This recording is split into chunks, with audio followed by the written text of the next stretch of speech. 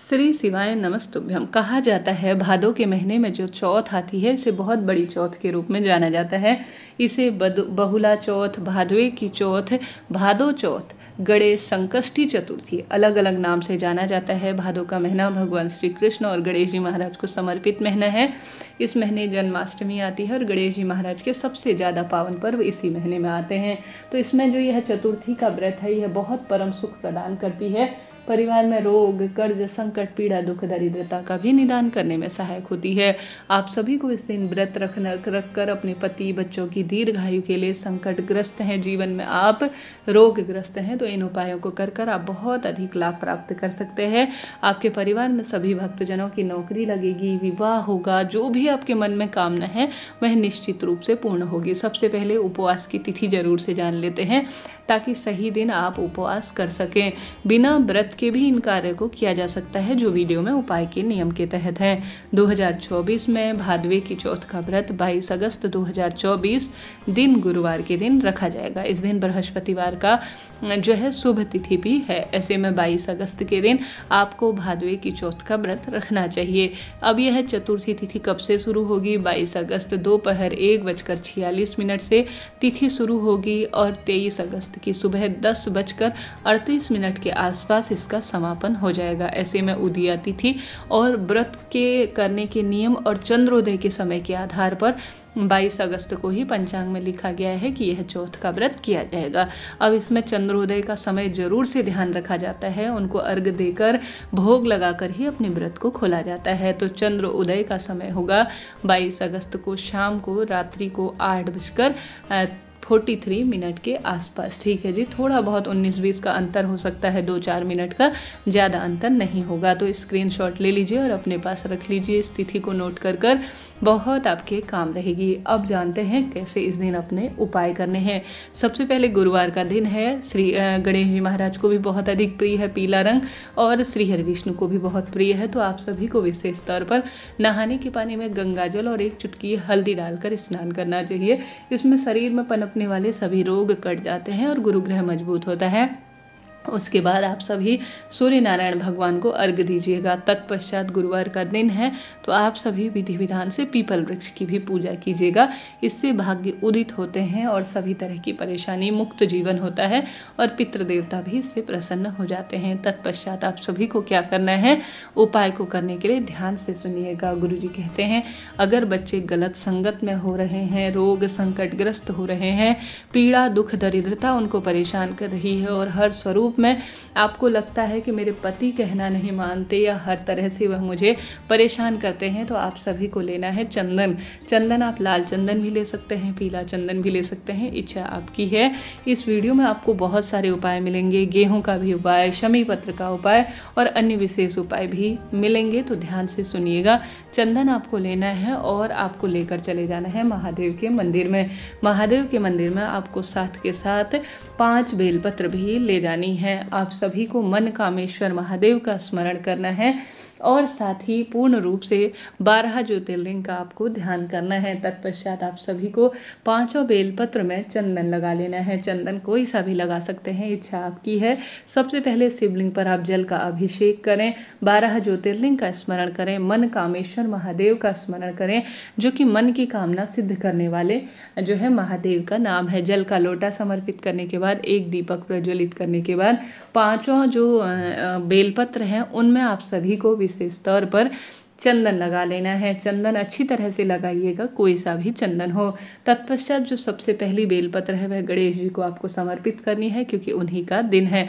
उसके बाद दूसरी बेलपत्र आपको माता अशोक सुंदरी के स्थान पर समर्पित करनी है, चंदन लगी हुई। तीसरी आपको श्री कार्तिकेय जी भगवान को समर्पित करने के बाद चौथी बेलपत्र माता रानी के हस्त कमल में समर्पित करने के बाद अंतिम 5वीं बेलपत्र शिवलिंग पर आपको चढ़ा देनी है। इसके बाद जो चंदन लेकर गए हैं ना, गुरु जी कहते हैं हमेशा थोड़ा अपना चंदन घिसा घिसाया न लाने की बजाय मुठिया रूप में अर्थात जो लकड़ी स्वरूप में मिलती है वह लेते हैं तो ज़्यादा फल मिलते हैं।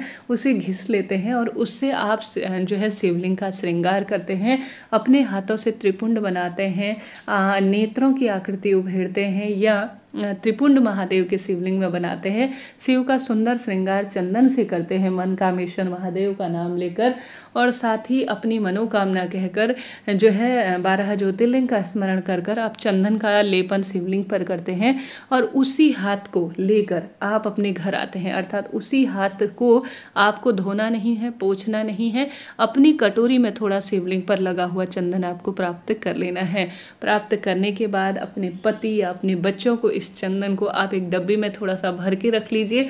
यह शिव पर चढ़ा हुआ एक दिव्य अमृत है जो कि क्रोध कम करता है, पढ़ाई में मन लगाता है, परीक्षा में उन्नति देता है, रोग कर्ज संकट पीड़ा से मुक्ति करता है, परिवार में बरकत भरता है और खुशियां परिवार में लाने के कार्य करता है। तो इस चंदन से आप सभी नियमित रूप से इसमें थोड़ा गंगा जल डालकर जो शिवलिंग पर चढ़ा हुआ त्रिपुंड है ना, उसमें से बचा हुआ आपके हाथों में रहा हुआ चंदन, शिवलिंग में से आपने थोड़ा सा मात्रा ली है, इसमें थोड़ा सा चंदन डालकर, थोड़ा गंगा जल डालकर रोज अपने पति अपने बच्चों के मस्तक पर इस चंदन को लगाना शुरू करते हैं या उनके कान के पीछे लगाना शुरू करते हैं। किसी कारण से ऑफिस वर्क प्लेस है, चंदन नहीं लगाने देते हैं, तो आप उनके व्यवहार में परिवर्तन देखेंगे। उनके मन कर्मवाणी से वह शुद्ध हो रहे हैं, क्रोध कम हो रहा है, हर कार्य में उन्नति हो रही है, आपके प्रति लगाव हो रहा है, हर कार्य में सफलता मिल रही है। आप स्वयं भी रोग मुक्ति के लिए शिव पर चढ़े हुए सुंदर चंदन का प्रयोग कर सकती हैं। भाग्य बदलते से देर नहीं लगेगी। गुरुजी कहते हैं इस चंदन की आप बिंदी बच्चे जहाँ पढ़ाई करते हैं जिस कमरे में, उस कमरे में भी लगा देते हैं तो बच्चे की एकाग्र शक्ति होती है। आपने देखा होगा बड़े बड़े ऋषि मुनिजन सभी साधु संतजन प्राचीनतम समय से चंदन धारण करते हैं। शिवलिंग पर चढ़ा हुआ चंदन तो अमृत की बूंद है। कई तरह के उपाय है जो गुरुजी ने बता रखे हैं, उनमें सर्वश्रेष्ठ उपाय इसी को कहा जाएगा जो करके आपको चतुर्थी व्रत के दिन देखना है। कोई भी जो है प्रश्न चैनल और वीडियो से संबंधित है पूछ लीजिएगा, आपका अपना चैनल है। इसके बाद जानते हैं सर्वश्रेष्ठ अन्य उपाय। गुरुजी कहते हैं जब भी चतुर्थी व्रत पड़े, अब यह उपाय आप बिना व्रत के भी कर सकते हैं। कोई स्थिति अगर आपके दिक्कत या खराब वाली है तो आप सभी को, जैसा कि गुरुजी कहते हैं, आप सभी को 9 शमी के पत्ते लेने हैं। शमी के पत्ते चतुर्थी व्रत के दिन एक अद्भुत प्रभाव देते हैं। किसी कारण से शमी पत्ते नहीं मिल पाते हैं तो आप चावल के दाने भी उनके स्थान पर प्रयोग कर सकते हैं। 9 शमी के पत्ते में सबसे पहले आपको शिवलिंग पर जल चढ़ाना है, गोलबत्ती का दीपक लगाना है। शमी के पत्ते ना मिले तो जैसा मैंने कहा चावल के पूर्ण दाने लीजिएगा। अब शमी पत्र का भाव करते हुए सबसे पहले इसमें 5 शमी के पत्ते आपको गणेश जी के स्थान पर चढ़ा देने हैं, 3 शिवलिंग पर चढ़ा देने हैं। चतुर्थी का स्मरण करते हुए मयूर ध्वज गणेश जी का नाम लेते हुए अपने जीवन में जो परेशानी है उनका निदान हो जाए, ऐसी प्रार्थना करते हुए 5 गणेश जी के स्थान पर, 3 शिवलिंग पर और बचा हुआ एक जो है शमी का पत्ता आपको जो शिव मंदिर की चौखट है अर्थात दरवाजा है उसके बाईं तरफ, इस उपाय में गुरुजी ने दीपक लगाकर उस स्थान पर शमी का पत्ता शिव मंदिर की चौखट के बाईं तरफ कह रखा है। तो आप सभी इस कार्य को भी कर सकते हैं। चतुर्थी व्रत के दिन यह उपाय अपने आप में एक चमत्कार है, परिवार के सभी संकट काटने में सहायक है। आप सभी सावन महीने की, सावन तो खत्म हो चुका है, मुझे माफ़ करें, सावन महीने की वीडियोस थी तो उनमें ही ज़्यादा ये नाम आ रहा था। भाद्रपद माह की चतुर्थी व्रत के दिन यह कार्य जरूर से करना है, लाख गुना फलों की प्राप्ति होगी, ऐसा शास्त्र वर्णन कहता है। इसके साथ साथ गुरुजी ने चतुर्थी व्रत की महत्वता बताते हुए कह रखा है कि आपको शिवलिंग में या शिव मंदिर में जहाँ भी आप पूजा करते हैं गणेश जी महाराज की, घर पर करते हैं जहाँ पर दीप प्रज्वलित करेंगे, भगवान को तिलकुटे का भोग लगाएंगे गणेश जी महाराज को, पूजा में आप गेहूं के दाने का प्रयोग करते ही होंगे भगवान जी के निमित्त रखने के लिए, दीप लगाने के लिए। तो आप कथा सुनने के लिए जब भी गेहूं का प्रयोग करें चतुर्थी व्रत के दिन, वह चतुर्थी व्रत के गेहूं के दाने आपको अपने पास रख लेने हैं। फिर घर की कोई भी सदस्य किसी काम के लिए निकलते हैं तो चुपचाप अपने पति बच्चों की जेब में यह गेहूं के दाने जो आपने चतुर्थी व्रत के पूजन के काम में लिए हैं उनकी जेब में रख देने हैं। जहाँ जाएंगे बच्चे पति उन्नति करेंगे, बरकत होगी, समृद्धि परिवार में आना आरंभ हो जाएगी। तो आप यह कार्य भी यह विशेष भाद्रपद माह की चतुर्थी व्रत के दिन कर सकते हैं।